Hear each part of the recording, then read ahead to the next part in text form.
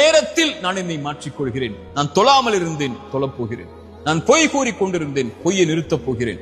நான் புறம் பேசிக் கொண்டிருந்தேன், புறத்தை நிறுத்தப் போகிறேன். பிறருடைய மானங்களை பற்றி பேசிக் கொண்டிருந்தேன், இனிமேல் பேசப் போவதில்லை.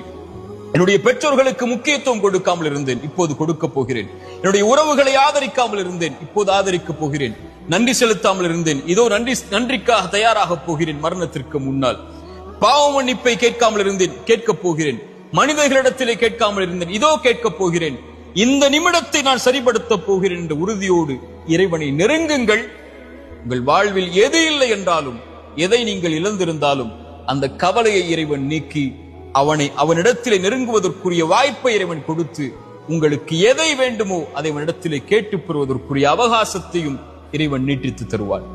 இந்த ஒரு புரிதலை புரிந்தால், இந்த நேரத்தை பயன்படுத்தினால், இந்த நாளை பயன்படுத்தினால், இந்த நொடியை நமக்காக நாம் அமைத்துக் கொண்டால், இந்த உலக வாழ்வில் நாம் வெற்றியை நோக்கி பயணிக்கலாம்.